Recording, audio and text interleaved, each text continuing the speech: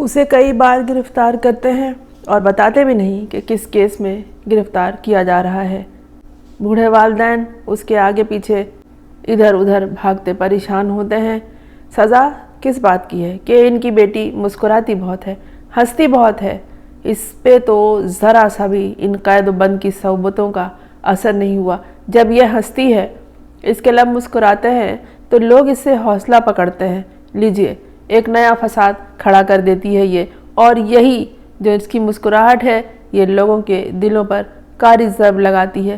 کن لوگوں کے دلوں پر؟ لوگ تو اس سے حوصلہ لیتے ہیں اور مصائب اور مشکلات میں مسکرانے کا سلیقہ سیکھتے ہیں۔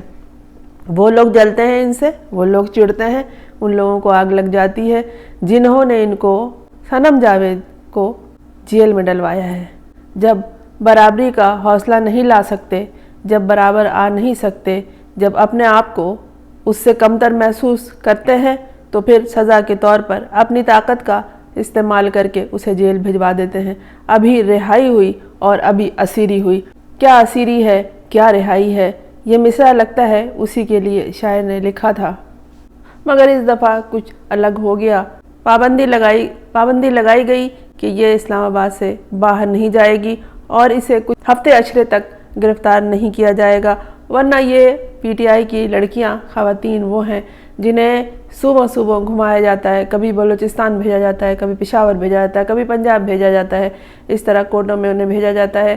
وہ مسکراتی ہیں، ایک طرف سے نکلتی ہیں، دوسرے دروازے سے داخل ہو جاتی ہیں، وکٹری کا نشان بناتی ہیں، مکہ لہراتی ہیں، ہاتھ ہلاتی ہیں اور پھر آگے بڑھ جاتی ہیں۔ پیچھے سے جو ان کے استقبال کے لیے آئے ہوئے لوگ ہوتے ہیں، ان کے حوصلے کو، ان کے عزم کو دیکھتے رہتے ہیں اور پھر خود بھی وہ اپنے عزم اور ہمت اور حوصلے میں اضافہ کرتے ہیں۔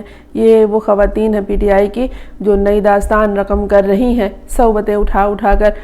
یہ ان کا رہنما عمران خان جب جیل میں ہے تو وہ بھی حیران ہے کہ یہ مجھے معلوم نہیں تھا کہ میرے پاس ایسا انمول اثاثہ کے طور پر یہ کارکن خواتین موجود ہے۔ صنم جاوید کا تو یہ حال تھا کہ یہ پارٹی کی رکن تک نہیں تھی، یہ صرف سپورٹر تھی، اور اسے اپنی حسد اور جلن میں قید و بند میں ڈال ڈال کے اتنا اہم بنا دیا کہ اب خود ہی ثابت ہو گیا، اسے کچھ نہیں کرنا پڑا۔ خود ثابت یہ بات ہو گئی کہ وہ بہت عزم، ہمت، استقلال کے ساتھ سارے مسائل کا سامنا کر رہی ہے، اور اس کے بوڑھے والدین اس کا ساتھ دے رہے ہیں۔ خاص طور پر یہ والدین ہوتے ہیں، خاص طور پر جو والد ہوتے ہیں لڑکیوں کے قد کے پیچھے، جو ہمت اپنے بچوں کو، اپنی لڑکیوں کو بچپن میں دیتے ہیں، وہی بڑے ہو کر ان کے سامنے آتا ہے۔ یہ تو وہ خصوصی باپ ہے جو ابھی تک اس کے پیچھے کھڑا ہے اور اس کے لیے تمام کاغذی قانونی کارروائی وہی کرتا ہے۔ لیکن اس دفعہ جو جج آئے ہیں انہوں نے کہا ہے کہ اسے گرفتار نہیں کیا جا سکتا اور اسے گھر بھیجا گیا ہے۔ پھر یہ کہا گیا ہے کہ بالکل چپ رہو، خاموش رہو، بولو گی نہیں۔ بولتی تو ہے، بولنا آتا ہے، ورنہ ہمارے ہاں عام طور پر خواتین کو خاموش کرا دیا جاتا ہے۔ چپ رہو، گھٹ گھٹ کے مر جاؤ، مریض بن جاؤ۔ لیکن یہ خاموش رہنے کا دور نہیں ہے۔ جب رب کریم نے حیوان ناطق بنایا ہے، یعنی وہ حیوان بنایا، وہ جاندار بنایا ہے انسان کو جو بولتا ہے، دنیا کے تمام جانداروں میں یہ واحد انسان ہے جو بولتا ہے، جسے قوت گویائی دی گئی ہے، تو بولنا چاہیے ہر معاملے میں، اپنی ہاں میں، اپنی نا میں، اپنی آواز کو، اپنے انداز کو بیان کرنا چاہیے۔ وہ نظریاتی لڑکی ہے، وہ بتاتی ہے کہ وہ اپنے رہنما کے ساتھ ہے، وہ اگر جیل میں ہے تو یہ بھی جیل میں رہ سکتی ہے، اور وہ یہ دیکھتا ہے کہ جب یہ لڑکیاں قید و بند کی صحبت اٹھا رہی، یہ تو نوجوان لڑکیاں ہیں، لیکن وہ جو یاسمین راشد ہیں ان کا حال دیکھیں، شیریں مزاری ہیں، یہ لوگ بہت ضعیف خاتون ہیں، اعلیٰ تعلیم یافتہ خاتون ہیں، ایک عرصہ گزرا، ایک زندگی گزری ان کی، عوام کی، لوگوں کی خدمت کرتے ہوئے، اپنے اپنے شعبے کی ماہر خواتین یہ جب دیکھتی ہیں کہ وہ ان کا رہنما جیل میں بیٹھا ہے، اور وہ جب دیکھتا ہے کہ یہ نوجوان بوڑھے اور پھر ان کے بچے گھروں میں اس طرح کی تکلیفیں اٹھا رہے ہیں، تو پھر وہ اور ڈٹ جاتا ہے اپنی بات پر۔ لیکن وہ لوگ کیوں نہیں سمجھتے کہ یہ ڈیل نہیں کرے گا؟ اس لیے کہ یہاں جو لوگ ہیں وہ دوسروں کے لیے جی رہے ہیں۔ یہ عمران خان ہو، صنم جاوید ہو، خدیجہ شاہ ہو، یا اس طرح کی شیریں مزاری ہوں، یاسمین راشد ہوں، یہ لوگ جو ہیں یہ اپنے کاز کے لیے لڑ رہے ہیں، اپنے نظریے کے لیے یہ تکلیفیں اٹھا رہے ہیں، اور ایسے لوگ جو دوسروں کے لیے جیتے ہیں، دوسروں کے لیے اپنی خدمات پیش کرتے ہیں، دوسروں کے لیے لڑتے ہیں، کیونکہ ان کے اندر حوصلہ ہے، وہ ہمت ہے، جس میں نہیں ہوتی وہ سائڈ لگ جاتے ہیں، ایک طرف بیٹھ جاتے ہیں۔ انہی لوگوں کو کہا جاتا ہے کہ یہ رہنما ہے۔ ہمیشہ ایک بہترین کارکن بہترین لیڈر ہوتا ہے، اور ایک کارکن میں جو بہترین کارکن ہو اس میں ایک لیڈر کی تمام صفات موجود ہوتی ہیں، اور یہی وہ لوگ ہوتے ہیں جو آگے آگے پھر کام کرتے ہیں۔ اب اس وقت تو یہ صنم جاوید پارٹی کی رکن بھی نہیں تھی، لیکن جب اس نے قربانی دی، تکلیف اٹھائی، اس کے بچے اس کا انتظار 14 ماہ سے کر رہے ہیں کہ آج ماں آ جائے گی گھر، کل آ جائے گی۔ یہ ماں کو بچوں سے جدا کرنا، خاندان سے، بوڑھے والدین سے عورتوں کو جدا کرنا، یہ سزا دینا کہ اپنے نظریے سے ہٹ جاؤ، اپنے خیال کو توڑ دو، اپنے رہنما کو چھوڑ دو، لیکن یہ ممکن نہیں ہے، اتنا آسان نہیں ہوتا۔ جو لوگ ایک دفعہ کانٹوں پہ چل لیتے ہیں پھر ان کے پاس بڑا حوصلہ ہوتا ہے آگ میں کودنے کا۔ یہی حال ہے صنم جاوید کا۔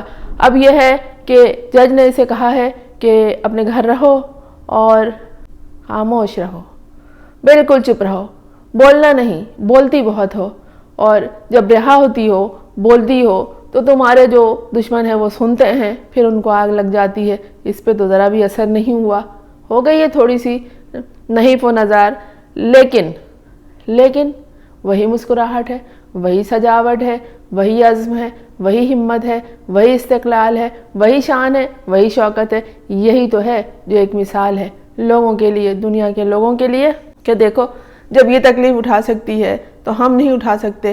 اس کو کون سا کوئی اپنا ذاتی معاملہ درپیش ہے، دوسروں کے لیے ہے، اپنی پارٹی کے لیے ہے، پارٹی لوگوں سے ہے۔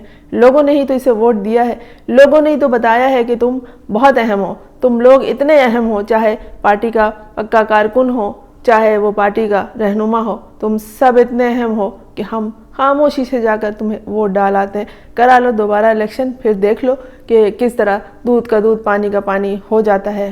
چیف جسٹس نے کہا خاموش رہو، اور ادھر حال یہ ہے کہ اس کی زبان خنجر ہے۔ شعر ہے نا کہ جو چپ رہے گی زبان خنجر، لہو پکارے گا آستی کا۔ لیکن جب زبان خنجر چپ رہے گی تو لہو کو پکارنے کی نوبت آئے گی نا۔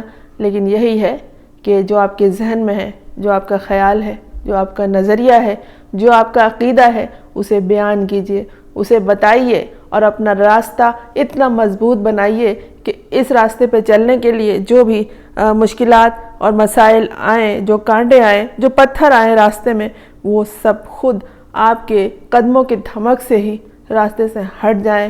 مشکلات جھیلنے والے لوگوں کے راستے میں مشکلات نہیں آتی، اگر آتی ہیں تو خود ہٹ جاتی ہیں۔ کیا خیال ہے آپ کا اس بارے میں؟ میں ہوں فرزانہ روی اسلم۔ آپ نے اس چینل کو اگر سبسکرائب نہیں کیا ہے تو کر لیجئے تاکہ میرا اور آپ کا ساتھ جاری رہے۔